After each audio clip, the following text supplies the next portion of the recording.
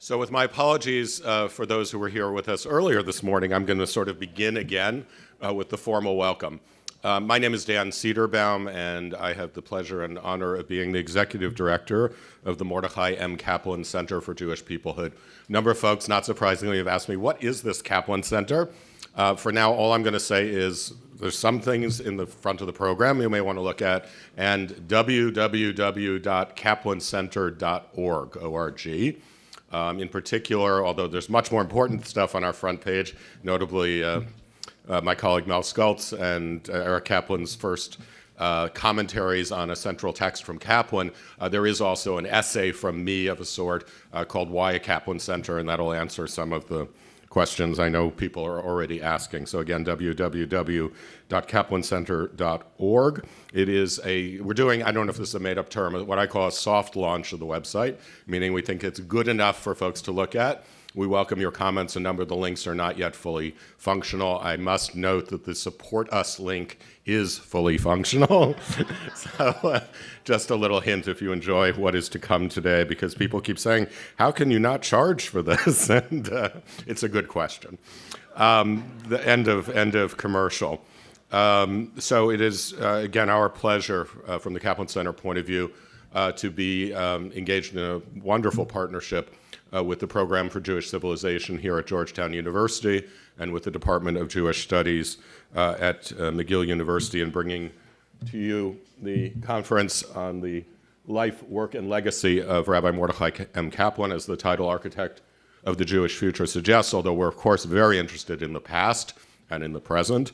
We're mostly interested in talking about Kaplan's relevance for the future, not only of North American Judaism, but Judaism throughout the world, and particularly in Israel, beyond North America.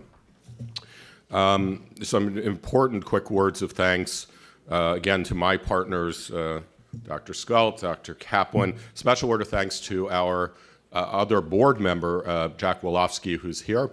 It was really Jack's initial conversations with Professor Jacques Berliner-Blau, whom you'll hear from in just a moment, that gave birth to this conference, and so we all want to thank Jack Wolofsky for the genesis of particularly our being here at Georgetown, which has been wonderful.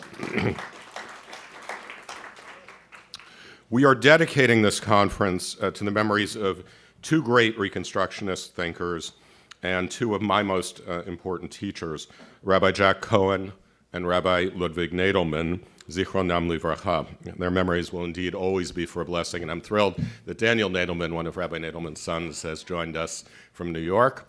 I'm also thrilled that we have two of Mordechai Kaplan's granddaughters, Miriam Eisenstein and Ann Eisenstein, for those who don't know, sitting in the middle here, and another member of the Kaplan family, David Brous, down from New Jersey, and we may be joined by one or more others. I apologize if I'm leaving anybody out, but it's wonderful to have the sort of personal, real legacy, physical legacy of Mordechai Kaplan here with us, as well as the intellectual legacy. So before we turn to our panel, I want to invite Professor Jacques Berliner-Blau, the director of the Program for Jewish Civilization, here to say a few words.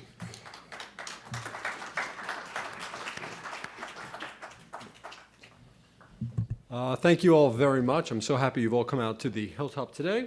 My name is Jacques Berliner-Blau. I'm an associate professor and the director for the program of Jewish Civilization at Georgetown University.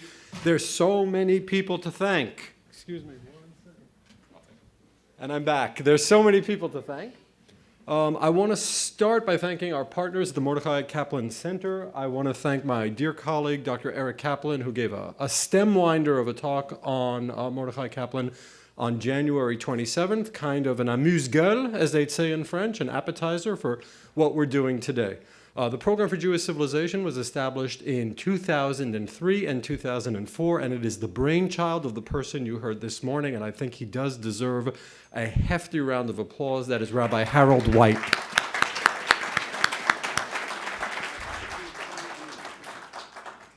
So we have Kaplanian DNA. It's in our name. It's something we teach. It's something we believe in. We run a variety of programs. If you're curious, please go to our website, pjcmedia.org. You will see interviews with heads of state and congresspeople and theologians and journalists and scholars.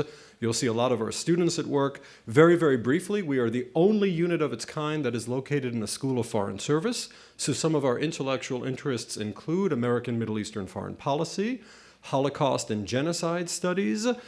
We also work on the traditional Jewish studies fare, you might say, the good stuff, right? The Bible, the Talmud, the religious learning, so on and so forth. A couple of final remarks before we get moving. When we planned the program for Jewish civilization about a decade ago, and we feel we're going to center status very, very soon, this is precisely what we had in mind. 225, 230 people on the hilltop listening to some of the finest scholars discussing one of the most important figures in 20th century Judaism. I can't imagine anything better than that. That's why we did this, and I feel that our dream is in the process of being vindicated. Couple of quick notes. You are our guests at Georgetown. If there's anything we can do to help you out, do not be shy to come speak to the Georgetown folks. We have tags like this that tend to say Georgetown on them. Ms. Audrey Anderson in the back is responsible for having organized all of this, and there is absolutely. We're very big on food. There'll be fruit salad, there'll be cookies, there'll be food, and coffee. Don't worry, it's coming, and there's plenty back there. The associate director is Melissa Weinberg-Spence, who is also overseeing everything. She's right by the coffee over there. And the very last person I will mention is our esteemed rabbi now, and that is Rabbi Rachel Gartner, who's standing way in the back. More Kaplanian DNA. What can I say? Thank you so much, Dan. Thank you, all of you. And I just want to add my thanks again to both to Jacques, to Audrey, to Melissa, and to the wonderful students who have helped. We had a fun afternoon proofreading programs all together on Friday here. So with that, we turn to our long-anticipated keynote panel titled Kaplan, Heschel, and the Future of North American Judaism.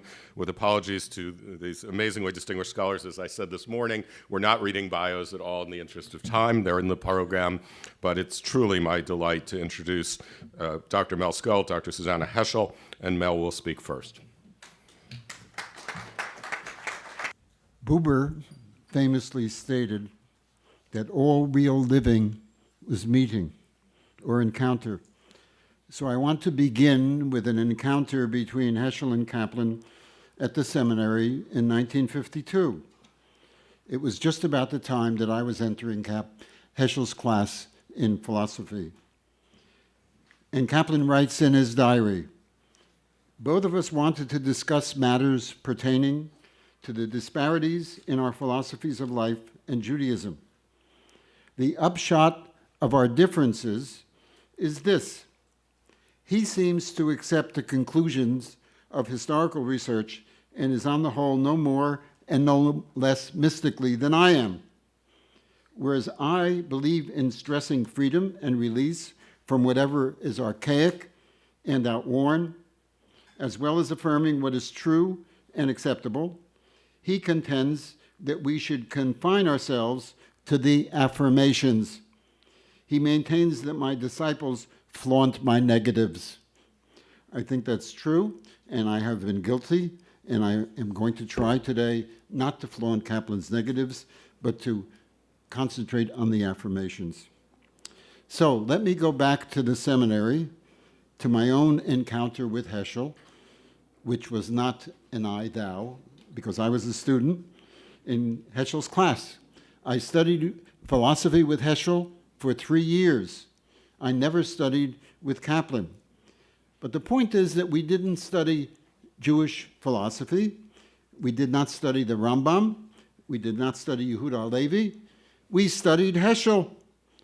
I was upset at that time, and I must confess, I still am, because Heschel knew the Rambam. He had written on the Rambam, and I was looking forward, as a major in philosophy, to studying that with Heschel. And so I've had to learn that on my own. Heschel had a very young aspect. He had no beard, and neither did I. And he was not well known at that time. We read Man is Not Alone, chapter by chapter. The amazement, the wonder, the radical amazement that there is anything at all. The mystery of being. Heschel raised our consciousness. But I got a low grade. And I think I got a low grade because I didn't understand what it meant to talk about the meaning beyond the mystery, or mystery as an ontological category. Kaplan has a wonderful, wonderful word, to thingify, which is to indicate that we turn processes into entities. And I think that's what's happening here with the sense of mystery, which is an intellectual perception and is turned into a thing. I have spent 40 years studying Kaplan, 40 years wandering in the desert of Kaplan's prose. Charles Silberman, Zichrono Livracha, famously said, well, he actually didn't want it repeated, but I have permission from his son, who I think is in the audience, that you could never quote a complete Kaplan sentence because there always were too many subordinate clauses. We need Heschel. Kaplan people need Heschel, and we need him deeply. We need his poetry. We need his sense of mystery. We need his sense of the ineffable. We need to be awakened. We would benefit enormously from a tighter connection with Heschel. Heschel people need Kaplan, and Kaplan's understanding of the emphasis on the self, on choice, especially with reference to mitzvot, on the pragmatic, and on creativity, especially with reference to the liturgy. So I think that they complement each other. It is as if we have two realms represented by two circles, and these circles overlap. There is a middle ground which they share. Each has a separate area that they don't share. Those of you who are familiar with logic will recognize this as a Venn diagram, which I think beautifully represents Kaplan and Heschel in their relationship. So I want to detail the sharing and to indicate the separate. To put it in another way, my thesis is that they both want the same thing, but they are different in terms of vocabularies. Richard Rorty famously used the concept of vocabulary as a philosophical principle. And that raises the whole issue of communication. Heschel and Kaplan basically did not understand each other.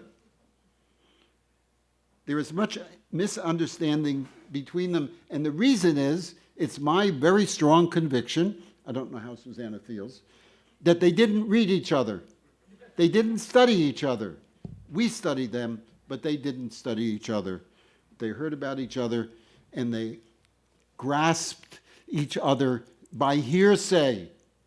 They didn't really understand the depth of each other's thought, and I would like to help to bring them to that understanding. I want to be honest, and so Kaplan once said something to me which I am embarrassed about. He said, "The ineffable, it means you don't know what you're talking about." I was embarrassed by that remark. Heschel talked about customs, which is the way Kaplan understood the halakha, and he talked about customs and ceremonies. We studied customs and ceremonies in Hebrew school. The concept of custom is a strong sociological concept. William James is not only sociological, but it's philosophical. William James talked about habit, and that's really what Kaplan meant when he talked about the way of bringing up your children so they had Jewish habits, and if they had those habits, they would never give them up. So custom, although it allows for choice, it is a very, very strong category. I want Kaplan and Heschel to visit each other. They lived in different realms, they used different vocabularies, and they sometimes did visit, and I want to make that visiting more often. They seem to be polar opposites. Kaplan is the Brogazer Misnagid, as Schechter called him, the angry opponent of Hasidism, and Heschel is the would-be Hasidic master. My understanding is that the relatives in Brooklyn wanted him to be a Hasidic master even after he came to America. Now, Heschel wanted to move from our consciousness, from self-centeredness, from the self-centeredness of modern life to God-centeredness. Kaplan advocated a Copernican revolution to move our attention from God-centeredness to self-fulfillment as the goal of meaning of religion. Heschel talks of our being asked as a reaction to wonder. Kaplan also felt the ethical impulse, the importance of being asked. We are obviously asked in many ways. We are asked by our reason. We are asked by our roles in society. The mother is asked by the nature of the case in her obligations to her children. The supernatural is not the only way. We are asked in all kinds of ways. Just a word about their life. It's well to remember, in considering Kaplan and Heschel, that Kaplan was 25 years older than Heschel. And so I think in terms of considering the relationship, there's something of the ethical, of the Oedipal here. Interesting kind of slip. I guess Sigmund would like that. They both wanted the same thing. Heschel talked about the goal of religion as the transformation of the individual, self-transcendence. He wrote, "The great premise of religion is that man is able to surpass himself." The goal of religion for Heschel. For Kaplan, it is self-fulfillment, as he calls it, or salvation. These two concepts of self-transcendence and self-fulfillment are very, very close to each other. They overlap. And there is an instance of the use of different vocabularies. Heschel was very conscious of the threats of modern life, our readiness to exploit, to make the world an instrument for our gratification. Quote, "In reducing the world to an instrument, man himself becomes an instrument. We use each other and the environment, and we see the world only in terms of function, only in terms of our use. It is the expedient that is the most important characteristic of the modern temper." Religion, according to Heschel, is a massive no to that modern consciousness, to our lower selves, to our tendency to use, a no to self-indulgence, to the gratification culture in which we are so deeply embedded. There must be a counterpart to the immense power of man to destroy, which is, of course, the great threat. There must be a voice that says no to man, a voice that is not vague, faint, and inward like qualms of conscience, but equal in spiritual might to man's power to destroy. We need discipline. We need to discipline the lower self. We need the discipline of the mitzvot, which are a leap of action away from self-indulgence and into the mitzvah system. Kaplan would agree with that 100%, that the goal of religion as transcending the individual is certainly very, very much a matter of discipline. A matter of disciplining our power to destroy. Kaplan's favorite verse in the whole Tanakh was not the Shema, it was not love thy neighbor, it was the famous verse from Zechariah, Lo b'choach v'lo b'chayil ki im bruchi amar Adonai tzvaot. Not by power and not by might, but by my spirit, saith the Lord. The prophet Zechariah shows us the way, and that is a way that I'm sure Heschel would see as very, very deep for him. But for Kaplan, religion is also a yes to self-development, a yes to self-realization, a yes to self-actualization. In the 50s, Kaplan actually discovered the works of Abraham Maslow and the humanistic psychologists, and he felt that salvation was equivalent to Maslow's concept of self-actualization. That is something I discovered just recently, and it's not in the book. For Heschel, the self stands for self-indulgence and its evils. The point is that they need to visit each other. They need to understand each other. that Heschel needs to understand that not all use is abuse. There is a rational use of our resources in our environment. For Heschel, the word function very often is a bad word. Kaplan called himself a functionalist and wanted to make Judaism function again. When he looks at any element in the tradition, he asks, how did it function in its original environment? And that's the meaning of it. Does it still retain that function? If it doesn't retain that function, we have to make it retain that function. We have to reconstruct it. And if we can't, then we have to dismiss it. That was Kaplan's whole approach, in which he called functionalism. He said at one point, what we want is a religion that will help us to gain our bearings in the world, that will keep down the beast in us and spur us on to worthy endeavors in the field of thought and action. That was his general philosophy of functionalism, and I think that Heschel would agree with that statement 100%. When Kaplan talks of the self in his idea of self-fulfillment, he does not mean egotism or narcissism or just plain selfishness. No one argues for selfishness, except maybe Ayn Rand and her friends, but not many others. Kaplan was a rabbi and argued against self-indulgence. There are those who speak of self and speak against the notion of autonomy, against the notion of the sovereign self as being supreme. I would say that they are misconstruing. I would say that they are arguing by oversimplification. Many people argue that way. You take the ideas of your opponent and you oversimplify them. I hope I'm not doing that to Heschel in any way.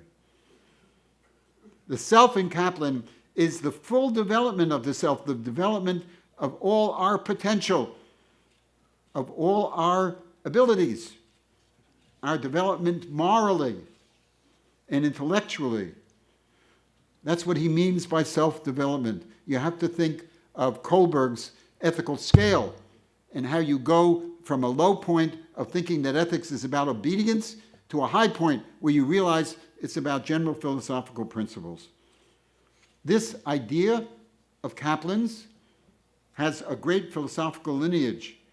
It has its roots in the 19th century concept of Bildung, which begins with Herder and goes to Goethe in the 19th century, which is the harmonious working together of all man's faculties of character. It goes from Goethe to Matthew Arnold, and Kaplan read, those of you that are acquainted with my book, I have a whole chapter on Matthew Arnold. Kaplan got the idea or the concept or the words, God is the power that makes for salvation, from Arnold. And it goes from Goethe to Emerson. And those of you who know my work know that I discovered a poem that Kaplan wrote based on an Emerson essay. He was working on the prayer book, and he fashioned a poem on the basis of Heschel, which I'm going to get to in a minute, and Emerson. And I thought, if he's telling me I have to daven from Emerson, then I have to read Emerson. And so I got into Emerson, and I spent 15 years knee-deep in Emerson, and I couldn't get out. Bildung means integration, which is a key concept for Kaplan. On many levels, it means integration on the community level, the political level, of course, and the international level. Kaplan was a very strong supporter of the League, and he also means integration on the cosmic level, the essential unity of being. Speaking on the personal level, we have many selves. And talking about integration, we have many selves. I have a public self, and I have a private self. And I'm not going to tell you about my private self. I am a husband, a father, sometime professor, and a Jew. I have many different selves. And I need to integrate all of those selves together. I need to be holy.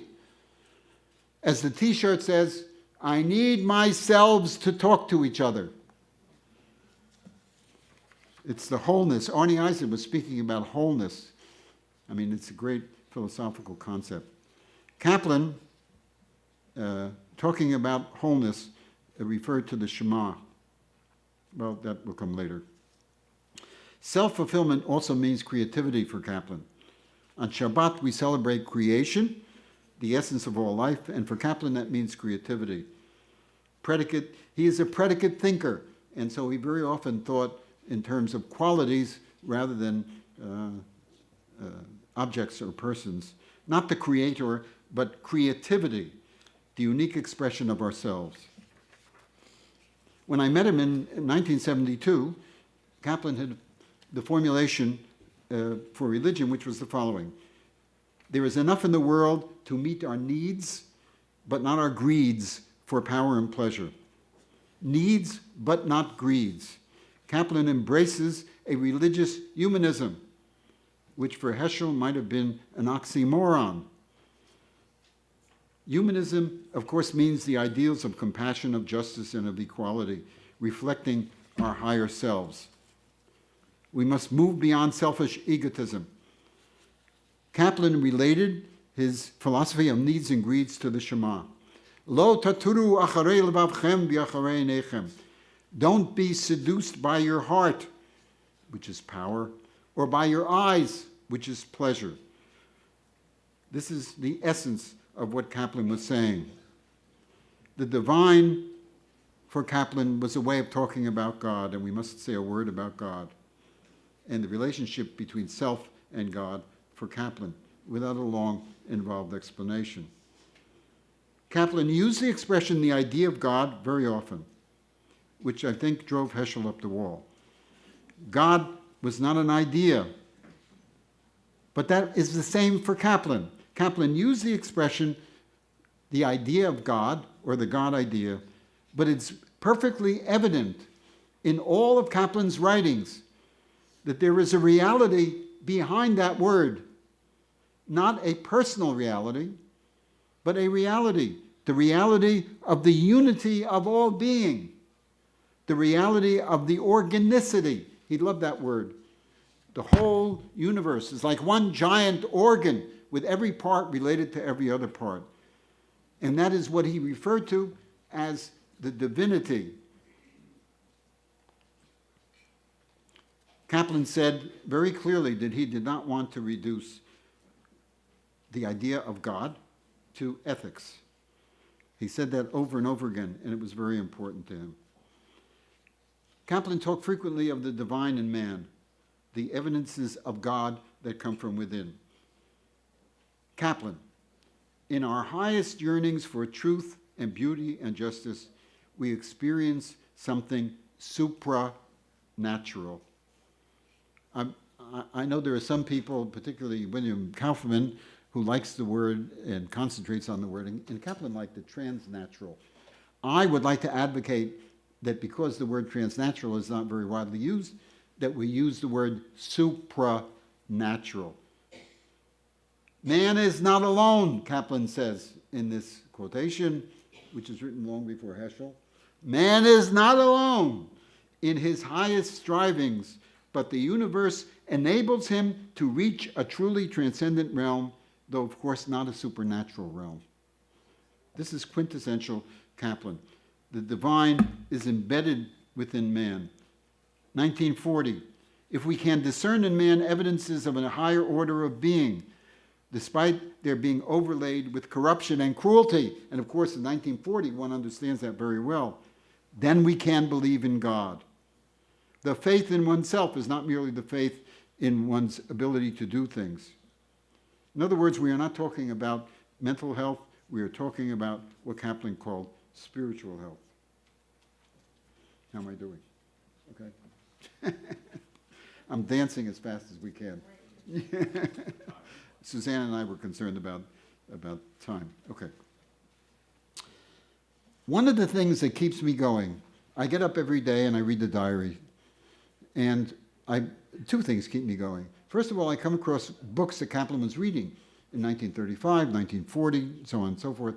And I go to my Nook, and I find the book, and I download it for nothing, because it's one of the million books that are free of charge, because nobody reads them, and nobody is interested in them.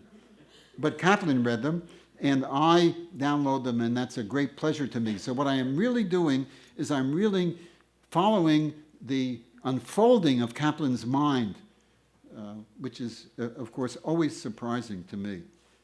And the most surprising thing that I recently found is Kaplan on Hindu philosophy. Kaplan was a Buju. And I, for one, am proud of it because my wife is also a Buju. No, this is October 1940. Listen to Kaplan. Listen to him. I can very well imagine the ancient Hindu thinkers going through almost the same process of introspection which I described above and which led me to a sense of identity between self and God. This just knocked me off. For how else could they come to regard Brahman, the self-existing creative principle of the world, as identical with Atman, the true self or inner being of man? I mean, that's the basic insight of Hindu philosophy, that the self and the ultimate stuff of the universe are one and the same. And Kaplan says that's what he's saying. I want to end with a few words about piety that draws them together. Piety is to see the eternal in the present moment, the ultimate in the mundane. They were both very pious. Piety is the realm where ultimately they come together in that overlapping area, because they were both very, very religious to the core. They both see the fundamental truth of the religious consciousness. Kaplan thinks about God all the time. He is very mindful of the divine. Kaplan, I might say, lives in the realm of the thinkable. Heschel lives in the realm of the ineffable, and I don't think that maybe the realm of the thinkable and the realm of the ineffable are that far from each other in certain instances. Here is Kaplan on piety. And this paragraph, when I couldn't believe it, because I thought I was reading Heschel rather than reading Kaplan.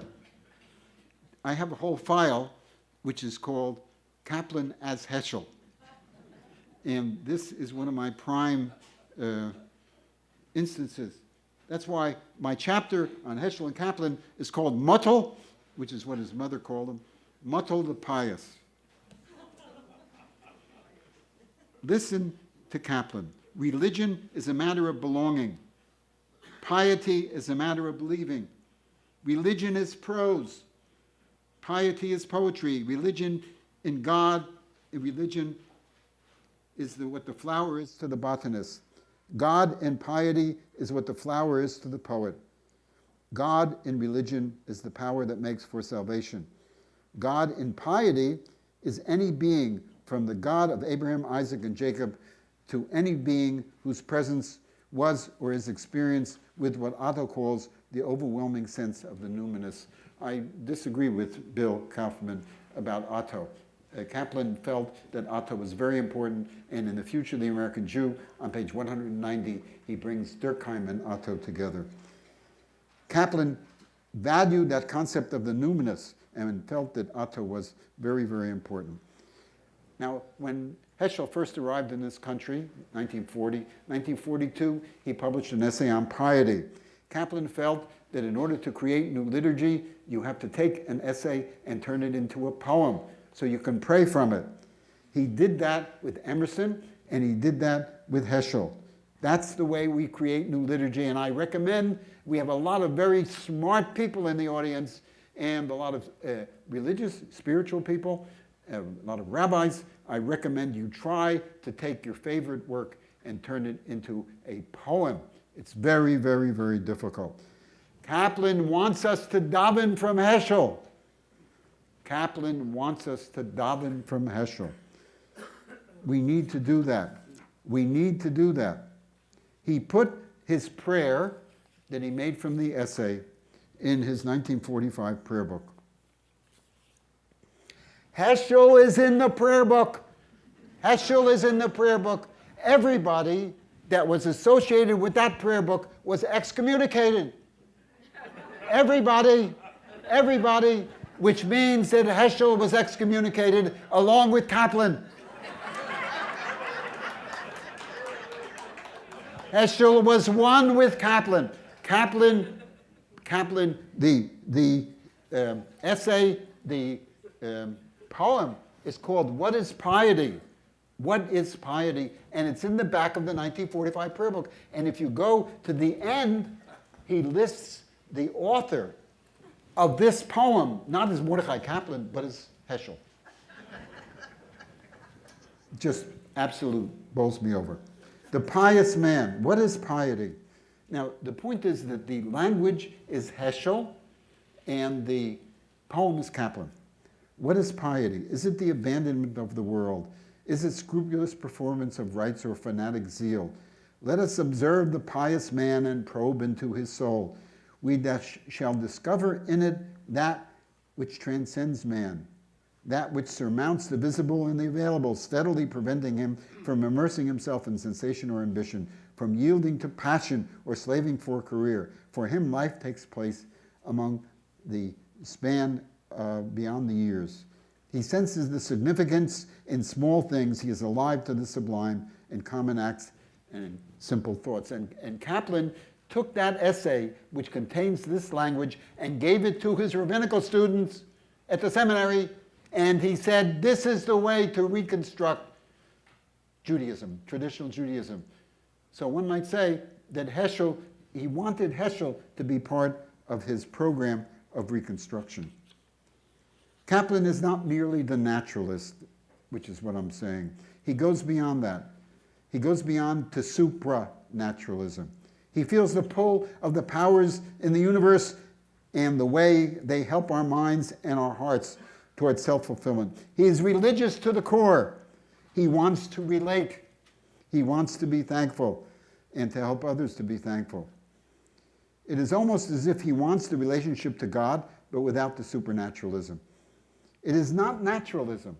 It is supranaturalism. Naturalism pushed to the ultimate, going beyond the natural. He is powerfully pulled to where he began with his father. We see this in a discussion of Shmini Atzeret in the meaning of God in modern Jewish religion, where he presents God as presence and beatitude. Those are Kaplan's words, presence and beatitude. This is the place where Kaplan and Heschel come together in a single quest for the transcendent and for the transformation of each one of us. Thank you.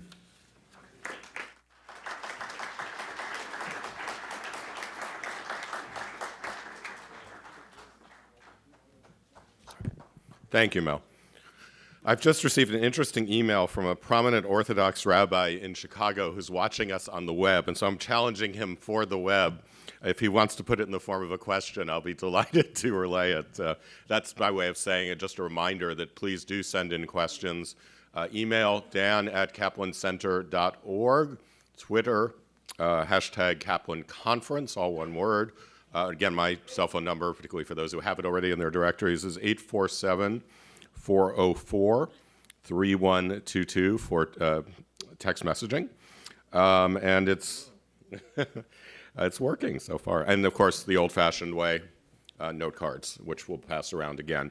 So it's a pleasure now to welcome Dr. Susannah Heschel. And I just want to say, in addition to what's in the biography, we're particularly appreciative of the fact that Dr. Heschel was one of the very first of, now I'm proud to say, a wonderfully trans-denominational group of rabbi scholars and others who signed on as a supporter of the Kaplan Center at its very inception. So thank you for that.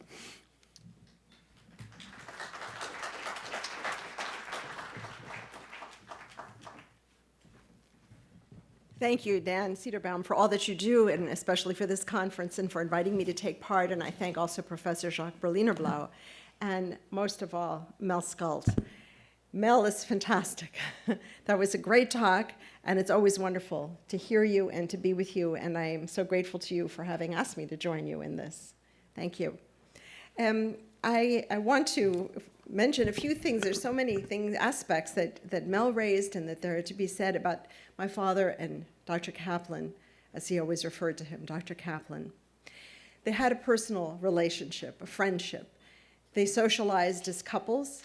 Even before I was born and after I was born, my father wanted me very much to meet and to know Dr. Kaplan, and I remember vividly my father taking me to the Kaplan's home to meet him, to be with him, even when I was a young girl. They had a friendship.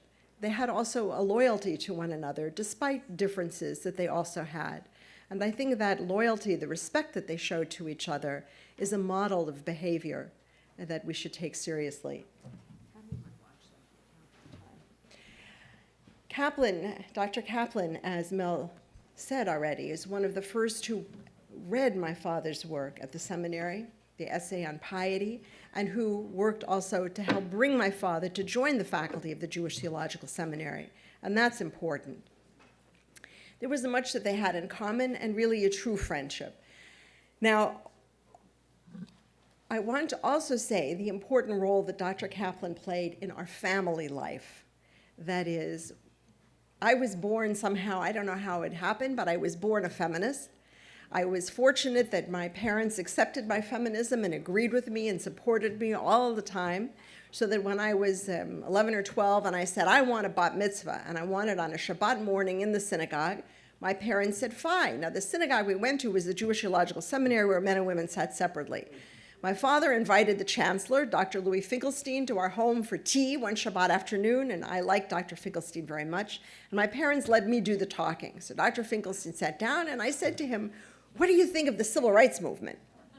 And Dr. Finkelstein was very proud to talk about his relationship with Martin Luther King and his support for civil rights and inviting Dr. King to speak at the seminary and so forth. And then I said, that's good. Now, what do you think about equality for women? I want a bat mitzvah. At which point, his face changed. He smiled nicely. He said, I'll make a party at my home and we'll have cookies. That wasn't what I had in mind. And my father went to Anshe Chesed and organized everything so that I would have a bat mitzvah on Shabbat morning. And of course, the Kaplans were invited. And Dr. Kaplan sent a letter to my father that I want to read to you. On behalf, it is dear Professor Heschel, on behalf of Mrs. Kaplan and myself, I congratulate you on the occasion of your daughter Hannah Susannah's bat mitzvah. May she grow up to be a good Jewess. And a source of happiness and blessing to both of you and to all whom she will meet on life's way. As you probably know, Dr. Heschel, I inaugurated the bat mitzvah celebration with my oldest daughter, Judith, in 1922. She was the first of the 4 reasons for my doing that, the other 3 also being girls. I am indeed happy that you approve of what I did, even though it apparently involved going out of your way. With all good wishes, Mordechai Kaplan. It was a lovely note. And then when I was 16, I wanted to mark my special birthday with an aliyah. And the only place where I could have an aliyah in those days in New York City was at SAJ. So my father arranged that as well, and it was a long walk that Shabbat morning. So I have much to be grateful to Dr. Kaplan for his first step, for his way of thinking. I appreciate it very much. And in so many other ways, too, and I say this quite seriously, Dr. Kaplan paved the way for my father. He was a generation older, that's true. But he paved the way in lots of ways by defying the assimilation of American Jews, with his Zionism, with calling attention to ethnicity and the importance of the synagogue and of Jewish observance, for immersing oneself in all things Jewish, pride, and showing that Judaism is dynamic and alive and changing with us. Dr. Kaplan was a model of courage in the face of both assimilation and obscurantism. And in fact, in this respect, I would say there are a few things that are very important that my father shared with Dr. Kaplan. They hated, and these are a few things that unfortunately mark a great deal of Jewish life. They hate shallowness. They hated literal-mindedness and literal-minded readings of the Bible, of the Talmud, of what Heinrich Gretz once called bornierter Shulchan Aruchanismus, this kind of petty details about the Shulchan Aruch. I went to a lecture recently where somebody was talking, when you visit a sick person, do you do so out of chesed or because it's a chiyuv, it's an obligation to visit a sick person? And they were debating. He said, chesed, mercy, love, is not just a Christian thing. He had to explain to the Jewish audience. And they were saying, no, you have to visit only because it's an obligation. And if you don't visit a sick person because it's an obligation, then it went on like this. And I thought, such pettiness, such small-mindedness. My father once asked his students at the seminary, is gelatin kosher? And they had a nice, lively debate. As they make the gelatin in the laboratory out of chemicals, maybe then it's kosher, maybe it isn't. And then he stopped them and he said, gentlemen, are nuclear weapons kosher? And they were quiet. They didn't know where to begin because they weren't thinking in those terms. And I think Dr. Kaplan, as well as my father, hated that kind of shallowness, small-mindedness, and laziness that make us focus on the wrong kinds of questions, not the big questions, not the deep questions. Now, of course, they had much in common. They came from Orthodox backgrounds. They came from Europe. They had smicha in Europe. And they were not afraid to be innovative. And in fact, just as Dr. Kaplan, as you all well know already, was very innovative in religious life, Jews, and of general community life, in addition to that, my father too was innovative, even though he was Orthodox. And by the way, if my father wanted to really daven on Shabbat, he went to the Gerish Stiebel on the Upper West Side, Rabbi Tziviak. I don't think he would have gone, by the way, to Machon Hadar, no matter what that boy says. Yes. My father, who worked extensively on the Kotzker Rebbe, also pointed out, based on the Kotzker, that Judaism has to be authentic to who we are. In order for Judaism to be authentic to who we are, we have to know who we are. Who are we? We have to explore ourselves. And in that sense, I would also say it's not about transcending the self, but rather going more deeply into oneself and cultivating what we have in us, our sensibilities. Cultivating sensibilities also takes education. My father was never without a book. He was aggressively intellectual, always reading and studying, because how can you understand, for example, the music of Mozart unless you know something about music? You deepen your understanding, and so too Jewishly. And there too, I'm sure Dr. Kaplan agreed without question. My father actually says in Man is Not Alone in one place, to be Jewish the way our grandparents were Jewish, that would be spiritual plagiarism. So innovation was something they also shared. Dr. Kaplan's prayer books, yes, as you say, included my father and that poem. And that's very striking because my father was not included in the Rabbinical Assembly's Shabbat prayer book that came out in the early 1970s. Both were isolated, as we know, at the seminary. My father knew that Dr. Kaplan suffered at JTS. Dr. Kaplan knew that my father was treated badly at the seminary. Both wanted to leave. Where could they go? But in a way, I would say perhaps it's a good thing in this sense, because they were able to transcend the institution and both become rabbis to the entire Jewish community, and I would say, in fact, to the world. These are two people whose work is far more than being professors at the seminary. They transcended it. And I think in that sense, too, another similarity would be they both asked themselves, what does the world need from me now? My father certainly asked himself that. He was indeed, as Mel said, expected to become a Hasidic Rebbe. All of his ancestors were, and you know, it's an inherited position. My father came from truly great yichus. And in fact, I'm proud to tell you that you know what's a Agudas Yisrael. You know who's the head of Agudas Yisrael today? The Novominsker Rebbe. You know, his grandfather and my grandmother were twins in Warsaw. Yeah. But my father was descended from great Rebbes, and that was what was expected of him. But he asked himself, and he spoke about this, what does the world need from me now?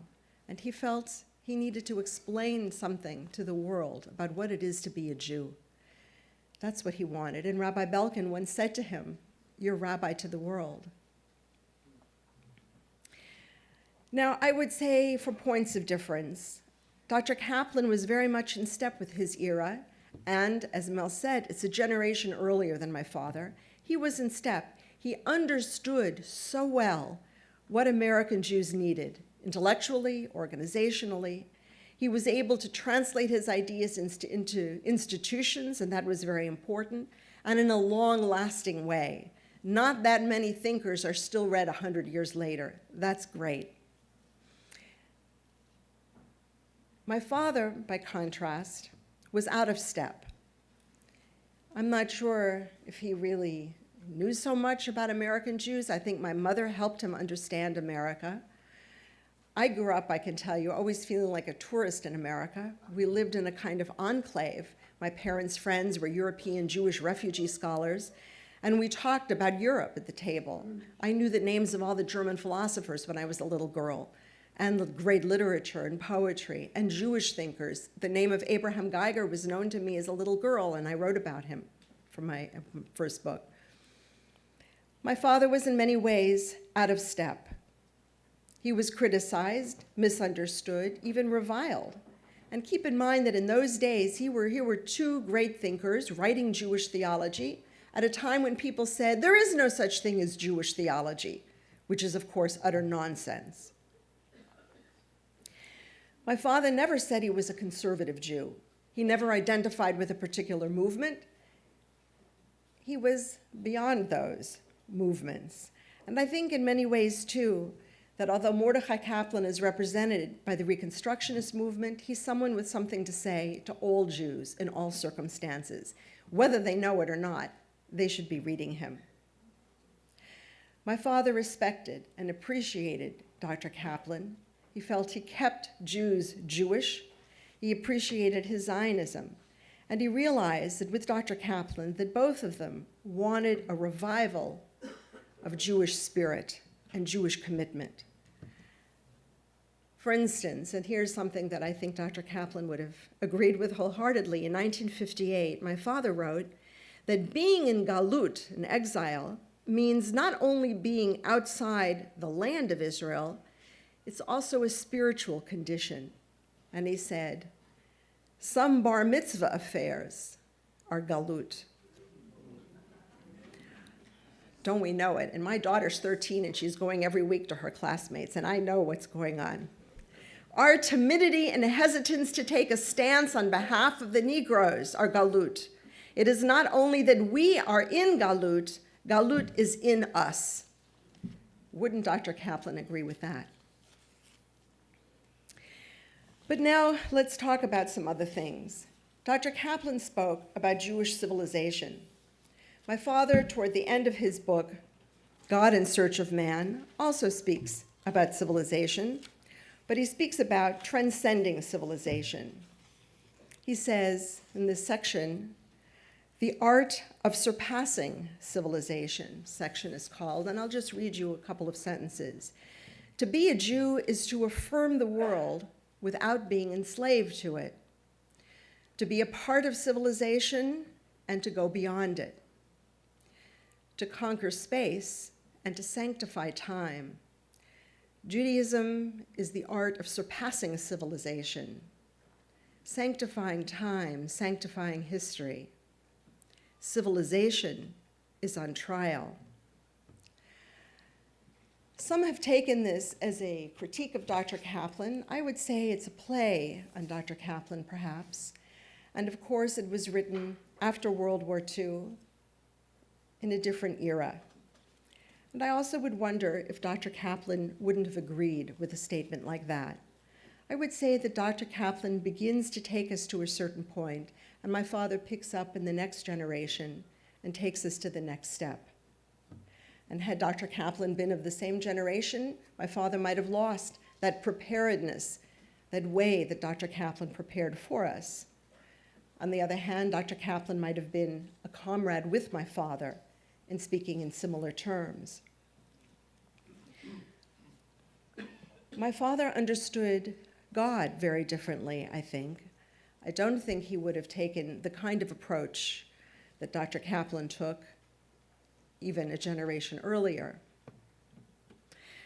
I don't think Dr. Kaplan would have agreed with my father that there is a tzorach gavoha, a divine need, that God needs us, that God responds to us.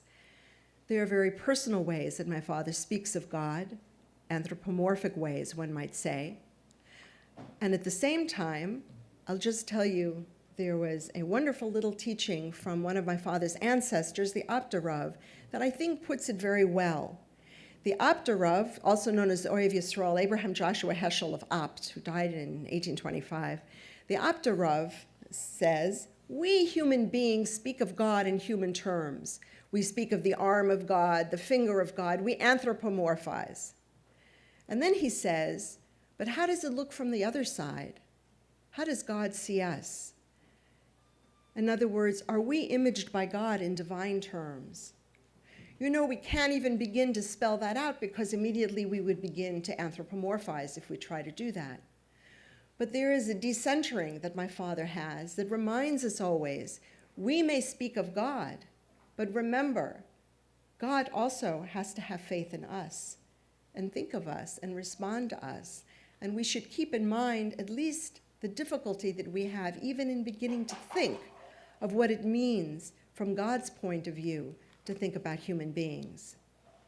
There, I think, is an important distinction between my father and Dr. Kaplan. And I would say that this brings us to an argument made by Charles Taylor, the philosopher, in his book called Secular Age, big, thick book that came out a few years ago, where he distinguishes between the porous self and the buffered self. He says that in the pre-modern era, we have a sense of being porous. That is, we are penetrated. God can come into our lives and into our hearts. We're affected, some people think, by spirits, for example. Whereas in the modern period, we have a sense of being buffered. There's a buffer around us. If we have a problem, we resolve it in our minds. We deal with it. You know, some contemporary social scientists have talked about human beings today as being entrepreneurial selves. Everyone wants to be an entrepreneur or an investment banker among my students. That is, everyone wants to make the self fit and healthy and successful, and one is employed, in a sense, by oneself. You are an employer of yourself to make yourself a good entrepreneur in this world, a success. And at a certain point, we begin to wonder, where is the joy, the pleasure, but also, yes, indeed, the sense of being porous, of being affected by other human beings, and certainly by God. What does it mean to be a religious person in an age of the entrepreneur as the pinnacle? So for my father, the issue is, how do we develop the sensibilities to perceive that indeed we are objects of divine concern? That's the central question. And that's how he opens God in Search of Man, and Man is Not Alone. What qualities in ourselves can we cultivate to perceive God's presence and know that we're an object of divine concern? Let me conclude with a few final points. The philosopher Richard Rorty, whom Mel cited a few minutes ago, makes a distinction between systematic theology and edifying philosophy. Systematic philosophy tries to answer the questions that are already on the table, proposed and discussed and debated by prior philosophers. Edifying philosophers, by contrast, attempt to create a sense of wonder, a sense that there's something new, a new question, at least the possibility of a new way of thinking. And that's where I think theology should be, in edifying philosophy and edifying us, and giving us a sense of wonder. And that's certainly something that my father strove to achieve. Modernity, yes, but it's not enough. I think both Dr. Kaplan and my father did respect the great innovations brought by modern thought in philosophy, in historiography, even in the social sciences, although my father was far more skeptical of the social sciences than Dr. Kaplan. But nonetheless, it's not enough. And I'll just tell you one anecdote. My father was studying in Berlin from 1927 at the University of Berlin, and also at the Hochschule, at the Reform Rabbinical School, and at the Orthodox Rabbinical School, which are located on the same street in Berlin, not far from the university. Nobody went back and forth. You either went to one or you went to the other. You didn't go to both. And in fact, the two were located in a street that used to be called Artillery Street. My father went into his Bible class. He wanted to study critical Wissenschaft methods of studying Bible, and the professor came into the class, Professor Torchiner, later known as Torsinai, you may know his name, and they were studying Isaiah, and it came to the verse that says, Nachamu, Nachamu ami, comfort ye, my people. And the professor said, why does it say it twice? Must be a scribal error. Maybe the scribe was copying down the text and was momentarily distracted, and went back and forgot he had written Nachamu once, so he wrote it a second time. So we cross it out to amend the text and get back to the original pristine text with no sense of poetry. Historical critical method is useful, but it also has its limitations. Modernity is good, but it's not enough. Indeed, the issue was not so much to transcend the self, but to deepen the self, to deepen one's authenticity, and therefore make Judaism authentic to who we are, to overcome the limitations that block us, that keep us from praying in a meaningful way, for example. Finally, Mel pointed out a distinction between religion and piety. So let me conclude by saying that there my father also shared with Dr. Kaplan something very important. You talked about theology versus depth theology, and I think that's parallel in what he intended to theology and piety. Theology, he said, is like sculpture. Depth theology is like music. It's the inspiration, the religiosity. And he turned that distinction into something very important in his interfaith work as well. And since we're here at Georgetown, I just want to say that for my father, what was important when we gather, either as Jews and Christians, or perhaps as secular Jews and religious Jews, or Reconstructionists and Orthodox, or whatever we happen to be, is not necessarily to talk about the differences we have. Let's say the Jews and Christians talking about Christology. We're not going to agree.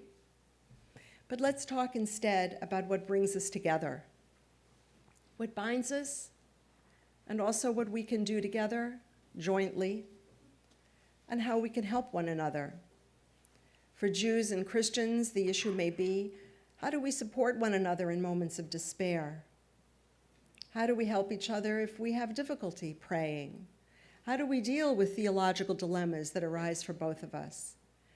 And I know that my father admired and respected Dr. Kaplan. He may have differed with him, but he certainly never criticized him. He respected him and he admired him, and I think he was grateful for the ways that Dr. Kaplan paved the way. And in so many ways, too, he and Dr. Kaplan share something very important and very profound in modeling for us how we might speak across differences on the level of piety, of depth theology. Thank you.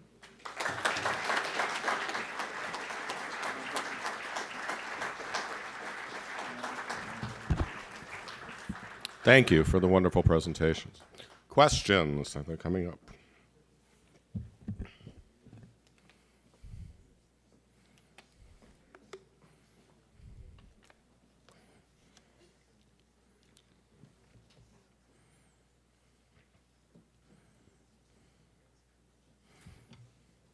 For Dr. Scult, if there is organicity in the universe as a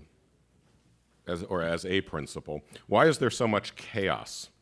Why is pathology built into each of us, emerging at different times in our real organs? Well, simple question. Yeah, simple question.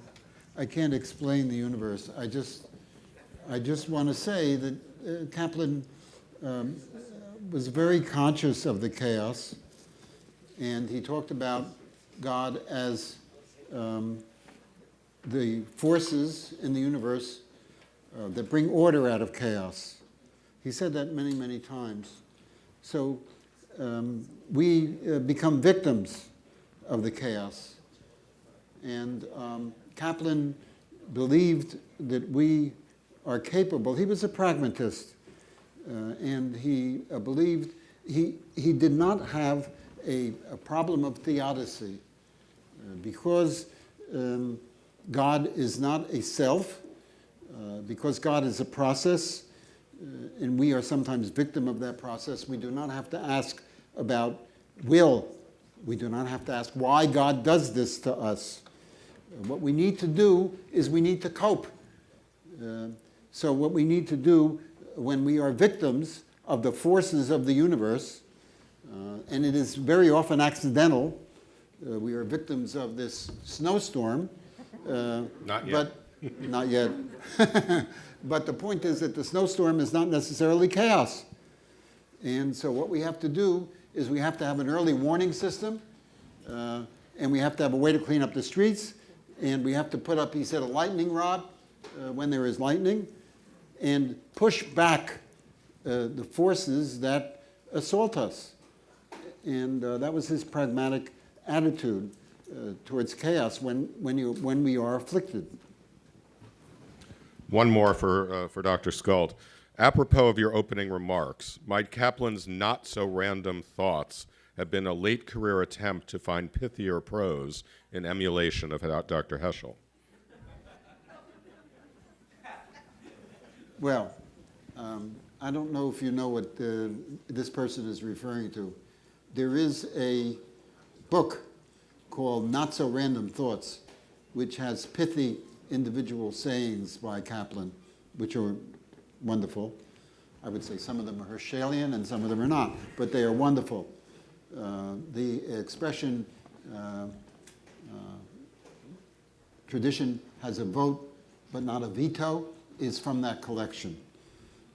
In the Reconstructionists for many, many years, Kaplan had a column which he defined, which he entitled Random Thoughts, and he put one-liners. And my intelligence on this matter comes from Manny Goldsmith. And Manny Goldsmith, being with Kaplan at that point, when he edited that book, Kaplan didn't know what to call it. And you can't call it Random Thoughts because that's what was in the Reconstructionists. So Manny suggested the idea of Not So Random Thoughts. And that comes from Manny. But I recommend it very, very highly. I want to say, by the way, that in addition to the diary, I always talk about the diary because it's really the most wonderful, wonderful collection. The point is that you don't, Kaplan didn't fix up the diary. So it's so readable and it's so accessible because it has the immediacy of lived experience. But if one wants to talk about Kaplan books, there is a book called Questions Jews Ask. And Dan Cederbaum is not the first person who advocated that you have cards passed out, because that's what Kaplan did at many of his lectures. And the questions were handed in, and Kaplan kept those cards and eventually divided them up into subjects and answered them. And it's one of Kaplan's best books, Questions Jews Ask. I recommend it very, very, very highly. Okay, this I think is primarily for Dr. Heschel, although Mel, you can weigh in too. One of Kaplan's notable ideas was his rejection of the traditional chosen people concept. How did Dr. Heschel respond to Kaplan's rejection of that concept, if you know? Yes, indeed. It comes at the end, actually, of God in Search of Man. And my father actually discusses chosenness directly and speaks of, he says, and this is really the last page of the book. Israel's experience of God has not evolved from search. Israel did not discover God. Israel was discovered by God. We have not chosen God. He has chosen us. There is no concept of a chosen God, but there is the idea of a chosen people. But this does not suggest the preference for a people based upon a discrimination among a number of peoples. We do not say that we are a superior people. The chosen people means a people approached and chosen by God.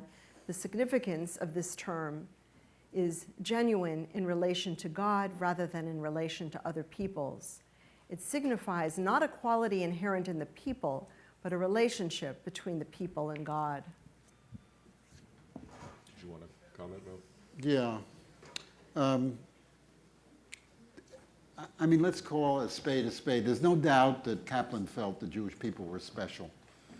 I mean, he did. He was a very, very, very deeply dedicated Jew. And so that attachment to the Jewish people, Manny talked about this, that attachment to the Jewish people was more basic to his personality than anything else. On the one hand. On the other hand, when one talks about chosenness as not meaning superiority, it's sort of embedded. And so he actually dismissed the matter of chosenness very early in his career. In the 1920s, he changed the prayer book. I want to say a word, by the way, about Heschel and the prayer book, because there's the knock your socks off Heschelian line that what happened is that Heschel came to New York I'll come back to chosenness. Heschel came to New York in 1943 and met Kaplan. And Kaplan was working on the prayer book. And obviously Kaplan told him about the changes that he was making, and Heschel was very upset. So Heschel goes back to Cincinnati and he writes Kaplan a letter, which I discovered years and years ago, which has a wonderful, fantastic line. And the line is that prayer is not a matter of nusach. It's not a matter of the language of prayer. It's a matter of kavanah. What we need is a community of kavanah, which is wonderful, wonderful, wonderful. Yes. And let me just add to that, if I may. In 1936, my father was invited by Martin Buber to come to Heppenheim. My father was living in Berlin at the time for tea. And he described the tea. And at this gathering, they were talking about adult Jewish education, the Jüdisches Lehrhaus. And my father describes that the debate went like this. Buber was saying, we have to teach these adults the words of the prayers. And my father said, no, we have to teach them how to pray. Wow. So it has a similar echo. Yeah, and what I was saying, in a certain sense, is that when Kaplan says we should pray from Heschel, that is a community of kavanah. Yeah. That itself, I feel very, very strongly about it. I guess I need to ask you a question. Is it true, we got to give you some juicy gossip. Is it true that Martin Buber, to your knowledge, was responsible for Heschel's book on Maimonides not being accepted by Shokin? I mean, there's a book that No, I not just... on Maimonides, the prophets, the dissertation. Oh, the prophets, yeah. Oh, the prophets, yes. Is that true? You know, my father didn't like to talk about bad things, so I will follow his example. I mean, Buber and But Heschel got together. The situation with my father finished his dissertation in December of 1932. In order to get the degree, you had to publish a dissertation. Right. And who was going to publish a book by a Jew about the prophets in Germany at that time? So it took almost 3 years and finally was published in Poland, and he had to get permission from Berlin when the university accepted, et cetera.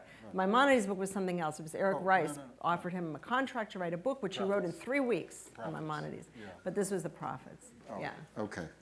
But you can ask the question, why wasn't it published by Schocken in Germany? Okay, why Since wasn't they it? had a flourish. That's a question. That's a That's good a question. That's a question. Okay. That's a question. Let me quickly mention coffee before you go on. Coffee is refreshed. Cookies either are out or about to be out, and I'm pleased to announce, thank you to Georgetown, we're donating all of the extra food to a homeless shelter, so that's great. I'm sorry, can we go on? Yeah. Go on. More questions. Yes. go Oh, ahead. I want to say another word about chosenness. I want to say a couple of words about chosenness, if I Last might. word on chosenness. Last word on chosenness. 2 words. One is that Kaplan had the idea of vocation, which he uses in Judaism as a civilization. Of course, the idea of vocation, the idea of a calling, is something that is very, very familiar to us. Some people say that he was getting chosenness in the back door, but what's significant is that everybody can have a calling. And what was so moving to me is I recently discovered in reading the diary that Kaplan was influenced by Jung, Carl Gustav Jung. And in a book called The Development of Personality, Jung talks about the calling of the individual. That is to say, what is unique to that individual? Where does he feel moved, and so on and so I forth. appreciate that, but nonetheless, Bukhar was removed. Oh, yes. Okay? Yeah. Can I quote you Max Kadushin? What? Oh, okay. I interviewed Max Kadushin, a great rabbinic scholar, about Kaplan, and he said to me something very, very interesting. He said the key rabbinic concepts are all nouns, Torah and tshuva and so on and so forth. And he said the idea of chosenness is not a noun. Bechira is not a fundamental rabbinic concept. It's asher bochar banu. And Kadushin said to me, it's not fundamental. But We're going to move on. Okay. Yeah. No. Okay, let Daniel. Go ahead. We're going to turn that one over to a Hebrew grammarian. Okay. Thank you. That's a good point. This is primarily for Dr. Heschel. Is not Kaplan's influence on Heschel especially evident at the conclusion of Heschel's The Prophets, where he writes, and this is, I think, I hope a quotation, that God is a personal being only to the extent that he is concerned with that which exists beyond himself? Mm-hmm. I would want to look at the passage in the larger context, but it sounds to me, reminds me a bit of a passage my father quoted from the Midrash frequently, which is, God says, I am God and you are my witnesses, and if you are not my witnesses, then I am not God. So there is, let's say, a dependence or a need. Great. We have an interesting question on Spinoza and Kaplan, but because we will have a wonderful paper on Spinoza and Kaplan later in the program, we're going to defer that one. Thank you. We've had a challenge from a questioner, a general challenge, to turn to the future. We've talked a lot about the past. So would either of you care to say a few words about the relevance of the tensions and the agreements, points of agreement between Kaplan and Heschel for the future of non-Orthodox Judaism in North America, particularly perhaps in Israel as well? I just feel that what we are experiencing at the present moment is the individualization of religion. In other words, so many people, the concern with spirituality, I don't think it's a bad word, overused, yes, and it becomes trite, but the point is, it is a concern with the individual. And, Kaplan and Heschel both loved Am Yisrael, but at the same time, they understood that it was the transformation of the individual that was important. And that's why everybody loves Heschel, because he understood that, and you said that so strongly. And I feel that Kaplan is on the same playing field in dealing with that whole issue. And people talk about Judaism as a civilization, et cetera, et cetera, and don't really understand the sense in which Kaplan was concerned with the full development, what I called Bildung, the full development of the self, which is very much what you were saying in terms of getting deeper into the self. Kaplan didn't put it that way, but obviously that's what he meant. Mm-hmm. Yes. One of the legacies of Dr. Kaplan that's so important is the intellectual dynamism in Reconstructionist synagogues. I find Reconstructionist congregations the most interesting, the best informed, and the widely read people. I would say that we all face, in addition to what you've said, and I agree with you, we also face a vulgarization of the synagogue. And that concerns me. And a vulgarization, I would say, of both of these thinkers, of Dr. Kaplan and my father. I'll give you an example. I was at a synagogue, and the rabbi said, well, Abraham Heschel came back from Selma, and he said, I felt that my legs were praying. And now the next aliyah goes to members of our bicycle club. Yeah, so there's a vulgarity. I was at a synagogue recently in Florida, and there were people on the bima chewing gum. It was horrifying. And there's a deadening, I find, even in the Orthodox synagogue that I go to. I'm not sure they really have kavanah. Yes, they're observant, but yeah, we need both of them. Another quotation from Dr. Heschel. We cannot make God present to us, but we can make ourselves present to God. Would this be a point of agreement between Heschel and Kaplan? Mel, you suppose? Well, first? I guess I need to say something. I guess I need to say something about a fundamental area of disagreement. This matter, you alluded to it, God in search of man. God is very, very much a person. God is, or not a person, God is a self in Heschel and in the tradition. God is a self, God feels, God is concerned, and that's fundamentally important. In Kaplan's thinking, God is not a self. God is a process and a series of processes. God is an aspect of the universe. I really don't like the words God as the power that makes for salvation, because I feel that is a reification. And that's not really what Kaplan, because you think God is not a power, but he's a process, and he's up there somewhere. What I would like to say is that God, that the universe favors the development of personality. The universe favors the development of consciousness and of consciousness and of ideals. The universe favors us. Oliver Wendell Holmes, which is one of those people that Kaplan mentions, and I went back to my nook and started to read Oliver Wendell Holmes, says that the world, the universe has mind because it has us.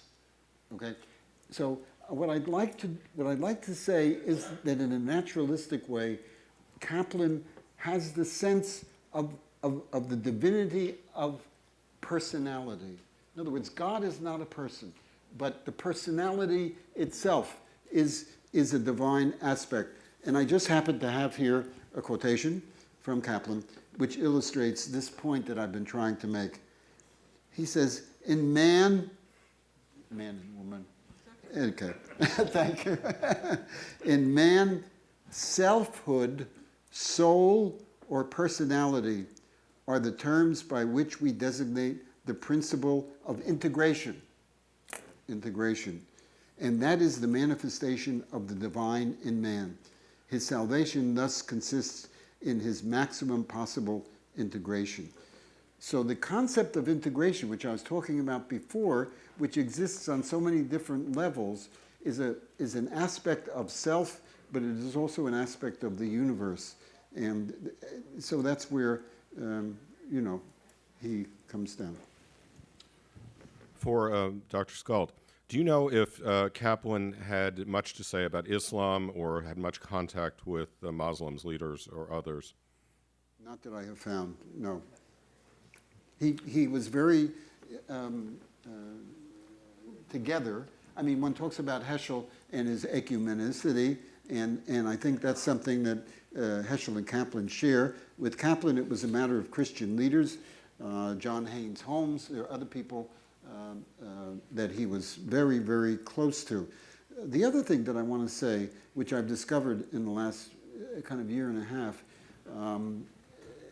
it leads up to and culminates in what Manny has been doing for many years with Henry Nelson Wyman. What I find is that I keep on coming across books written by Christian theologians that influence Kaplan. It starts with a man by the name of Bown at the late 19th century, and it culminates in a man by the name of Hocking, William Ernest Hocking, and Albert Knudsen. And then what I found is there was a book by Albert Knudsen called The Philosophy of Personalism. And Kaplan gave that to his students at the seminary to read. In other words, the idea that the person was at the center of the religious quest. And that obviously makes sense in Christianity because of Jesus, but it doesn't necessarily figure in Judaism. So it was Christianity. He did not relate to Muslims. Do you want to add something, or should we move on? Yeah. Go move on, it's okay. So the next questioner correctly begins, I know that this question calls for much speculation, but here it is. Had Kaplan and Heschel been women rather than men, and experienced life and social reality as women rather than men. How do you think that would have influenced their thoughts and writings? So we have to begin with Dr. Heschel. Who knows? You know, Yeah, right. We're going to be quiet now. You're going to be quiet. I'm disqualified. Okay. yeah, this is, it should be quite clear and obvious. If they had all of the modern Jewish thinkers had been women, we wouldn't have modern Jewish thought, because they would not have had the experience. For example, that story about Franz Rosenzweig going to a little shtibel in Berlin, right? And then he decides not to convert to Christianity. Well, what if he had been a woman and he'd gone upstairs behind the curtain? You think he would have said, oh, this is for me? No, I don't think so. So, and it goes on from there. So what, would my father, as a woman, my father had 4 sisters. Were they told they could become a Hasidic Rebbe one day? Of course not. Yeah, and would he have been accepted as a student? Well, maybe he could have gone to the University of Berlin and the Hochschule, but certainly not the Orthodox Rabbinical School. There were no women on the faculty of the Jewish Theological Seminary. Of all of my parents' friends, you know, there were 1 or 2 very marginal people, a woman who was a musicologist, for example, but women were not professionals, and certainly I was never told. In fact, people were quite, my parents were very liberal and encouraging in saying you should get a master's degree. My mother would say, so you'll have something to fall back on in case something happens to your husband, that kind of thing. So, you know, scholarship was very much of a male thing, and certainly the synagogue experience was male. So no, we would have no modern Jewish thought at all. But if to think of it this way, what great insights and fantastic theology have we lost as a result? But it is. Don't say it. Don't say anything. Don't talk. Next You'll get question. yourself in trouble. I don't know if it's fair, I'm editorializing here, to ask you to do this very succinctly, but if you feel you can. And the question basically asks, how did each of Kaplan and Heschel account for the Shoah, the Holocaust, particularly for the apparent absence of God during that period? Mel, do you want to start? Okay. I am very, very disturbed by a factor which I don't completely understand, which is Kaplan on the Shoah. He did not write on the Shoah, but I've been reading the diary in the 1930s and 1940s, and it's filled with his sense of pain. It's filled with his sense of outrage at what was happening to the Jewish people and the sense of threat. I have a kind of an explanation, but it seems to be not completely satisfying, because what Kaplan was thinking about, he was not thinking about the horror, because this is in the 30s and 40s. He was not thinking about the horror because it wasn't apparent. What he was thinking about was the ways in which to counter, the ways to cope with the threat of this exaggerated national chauvinism, fascism. And he wanted, it was important to him to distinguish this from his own idea, from his Zionism. And so he said the only way to cope with it was through democracy. And so he advocated a very strong, strengthened league and so on and so forth. And that was the nature of his response, which is not the nature of our response. He doesn't believe in a God that inflicts suffering, and so he doesn't have a problem with theodicy. Dr. Heschel? It's a big question, and it deserves a lot of attention. So just very briefly, I think in almost everything my father writes, there is some mention of Auschwitz and Hiroshima, and it's always the two that he puts together, which is interesting. It's not only in his writings, in his book on Israel, but all throughout, but also in his social activism, as one calls it. That is why he became involved in civil rights, and why in the Nostra in the Second Vatican Council, and ecumenical work more generally, and the movement to free Soviet Jews, et cetera, et cetera. It's all informed by that. I would just add to it, though, that he also makes a very powerful statement about how it's necessary for us to say Kaddish not only for the 6 million, but for our own souls, for what we've lost.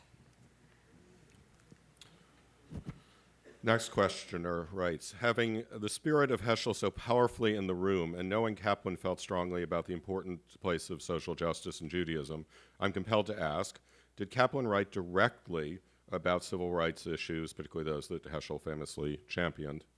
Mel, you want to? Kaplan wrote very, very often about social issues, and Eric Kaplan, who is here, is going to speak to this. There's going to be a whole panel on it, and so I hesitate to say anything. But the point is that in the years that I've been reading lately, in the late 30s and 40s, his concerns were very, very strong and were always there. He was very concerned with unionism and the support of unionism. There was an incident in Jersey City, and the mayor tried to sabotage the unions, and Kaplan came out against the mayor. And what's most interesting to me in the diary, what happens is that one of his congregants says to him, you know, you really ought to stay in the pulpit and not speak out not speak out on these social issues. And that's why I have an enormous amount of respect for people like Elliot Tepperman from Montclair, who is active and who goes into the community. And there are rabbis, many rabbis who do this, but many rabbis who don't, because they don't want to come out on And we should thorny keep in mind that social issues. in the 1960s, Dr. Kaplan was in his 80s. Right, yes. Oh, Let's yeah. remember Yeah, that. Yeah, Yeah. yes. And notwithstanding that, the second part of the question for Dr. Heschel is, did your father look to Kaplan as a partner at any time that you know of in civil rights advocacy? I think Dr. Kaplan was in his 80s at that point. My father wouldn't expect him to go to Selma and march in a demonstration, obviously. It was already difficult for my father in his 60s to do things like that. Yeah. Yeah, although I have to note, since we're dedicating conference in part to the memory of Jack Cohen, into his 90s, he was marching in East Jerusalem. Anyway, that's off the point. I'm going to truncate the next question substantially, but I think I've got the essence of it from Mel. Did Kaplan have a problem with the metaphysical in general that we should all get over now? Well, the point is that Kaplan goes through different moods. I use that concept. Ralph Waldo Emerson, who I like so much and who inspires me, said, our moods do not know each other. And what he meant was, you know, that we're sad, we forget when we were happy, we forget that when we were sad, and we don't really feel it. Our moods do not know each other. And so what I wanted to do was to indicate that theologically and philosophically, that Kaplan is a man of moods, and that's why the diary is the quintessential Kaplanian vehicle, because you get up today and you write about God, and God becomes process, and you write tomorrow, and God becomes a reality which is very, very close to Heschel. I want to read you the essence of a poem that Kaplan wrote in the 1930s, which is in my book, and it was published in the prayer book that came out in 1945. And I feel that it is, I don't think it's a great poem, but it is Kaplan. It is pure Kaplan. It is not the adoption of anybody else. And it is a statement about his theology and his metaphysics, which I feel is important. It's called The Revelation of God in Nature.